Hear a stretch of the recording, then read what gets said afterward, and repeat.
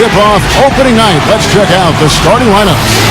For Oklahoma City, backcourt tandem Westbrook and Jeremy Lamb. And in the paint, holding down the pivot of physical and bruising big man at 6'10", Big Perk, Kendrick Perkins. And it's Durant. And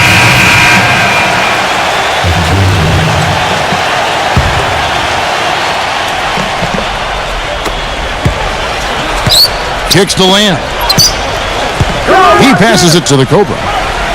Oklahoma City moving it around. He dishes it to Durant. The Cobra. It's rebounded by Richard Jefferson. Nobody near him, and he still seems to kind of short arm that one. You know, guys, even though the Jazz have been a team that's been over 500 for the last few years now, they've not been able to really make up any ground in that tough Western Conference, and part of it is because they lack a go-to scorer. Let's check out what Doris Burke has for us. Gentlemen, a talented young front court duo for the Jazz in Derek Favors and Enes Kanter. This summer, they worked out with Jazz legend Karl Malone, one of the all-time great power forwards in NBA history. Whether it was positioning and a technical trick or just the mental aspects of taking on a star role, guys, you couldn't ask for a better teacher. No question he can help. Thanks, Doris. Hayward kicks to Lucas. And he can't answer back. The three-pointer offline. But for the Jazz, they have the size and strength to compete with teams in the West the last few years. But since Darren Williams left, they have been searching for someone that can carry the offensive load late in games. And that's exactly why they decided to trade on draft night for Trey Burke, the Michigan point guard. And, when you don't have a player who can kind of set the offense up, it's really difficult to get your offense going. That's why they've been down ever since Williams left. The Cobra gets the bucket. In a moment to celebrate here, those are his first official points as an NBA player. You know, he doesn't have the most polished game in the world, guys, but he is an extremely hard worker. That's the main thing we've heard about him, and there's a lot to be said for that. A whole lot. And as hard as he does work, I think his game could grow immensely. For a lesser-known young player, he has a huge upside. Adams, he's checked in for Kendrick Perkins. And the basket good. 12 points for Trey Burke. Not trying to rattle any rims or racks there. Just up and in with the finger roll. Passes to the Cobra. The feed to Gomes. Here's the Cobra, defended by Jefferson. Here's the Cobra. Can't hit. Nice D from Favors. You know, his finishing ability leaves a lot to be desired, guys. He needs to take it to the basket stronger. Burke can't get it to go.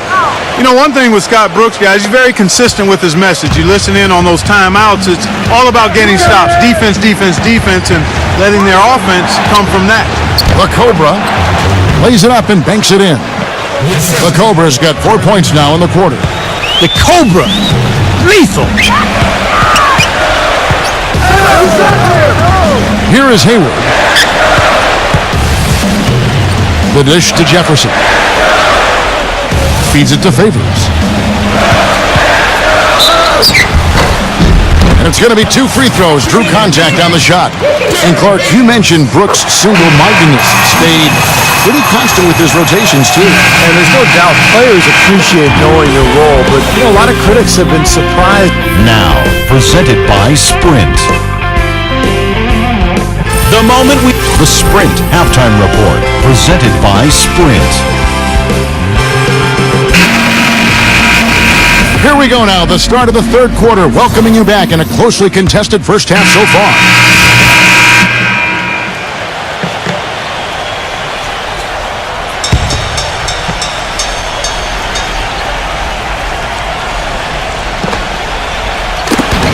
There's a minute 34 left in the third quarter of the game.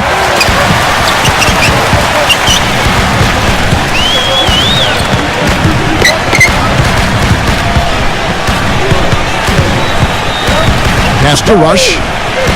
He feeds it to Burke. 6 on the shot clock. Blocked. He has not been on his game, and their deficit isn't totally on him, but he has not helped the situation.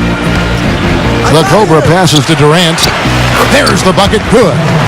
Durant's got 18 points just in the second half. And guys, let's get your take on the hustle stats for Oklahoma City. Now, we've seen them make that extra effort rotating from the weak side, closing out on their airspace, really sending shots back. Something that's also benefited them tonight are the turnovers they forced and the points that have come along with those forced turnovers. And Rush kicks to Burks. And the officials whistle a foul on the shot.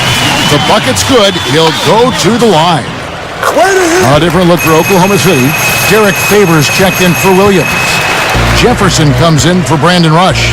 And Gordon Haywards is subbed in for Burks. 11 feet away, and he was fouled in the act of shooting. Chance here now for a three-point.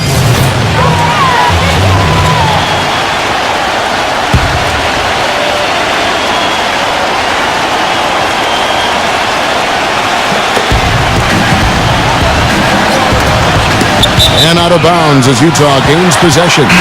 Jeremy Evans checks in for Alec Burks. Utah has gone 0-3 so far in the fourth quarter from long range. Burke dishes to Favors. And it's good. Fought through contact, hits the shot. He'll go to the free throw line. Takes such a delicate touch to hit that fadeaway jumper with a man in your face. You know, it wasn't that the Thunder were beating teams last season. Everybody expected that, but it was the way they were blowing out teams on such a regular basis that caught everybody's attention. Jackson drives in, hits the jump hook. Now that puts the nail in the coffin. A clinic in terms of how to play with the lead right there. Jazz have gone 7 of 15 from the floor here in the fourth, right around 46-47%. And they will get the basket here, folks, as they rule goaltending. He almost got to that shot in time, but not quite. You can't touch the ball once it's on the way down. Now the pass to the Cobra. From deep, Utah with the rebound. Evans has got rebound number 5 here tonight. And for the Thunder, they were blowing out teams on a regular basis, as you said, Clark, and ended plus 9.2 as the scoring differential in their games. Steve, easily the highest mark in the NBA. Well, just think about that for a second, Kevin. I mean, that means your average game is almost a double-digit win. Not just wins we're talking about all games. So that's the result of having an explosive offense, depth, and a tough defense. This was really a complete team, unfortunately derailed by the Westbrook injury. That one misses. Hey, we all know how hard it was for the Thunder going into last season to trade away their six-man star, James Harden, but it was something that had to be done. They really missed his playmaking ability, though, and I think they missed him in the locker room, too. Here's Adams. No good. Great D that time from Favors. The Jazz shooting about 47% here in the fourth.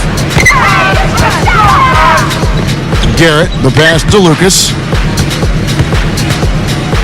For the 3, hits the bucket. That is not enough coverage. Got to do better than that defensively. Basically no coverage. I mean, defense did not look very good there. Outside Jackson, passes it to the Cobra. Now Adams. Shoots a fader. Here's Collison, and he battles for the ball and gets the second chance bucket. And the crowd here, of course, not happy about the outcome. But you know what? We saw a team tonight that came in prepared to do battle on the road, and they clearly wanted to win. You know, they were determined to steal this game, and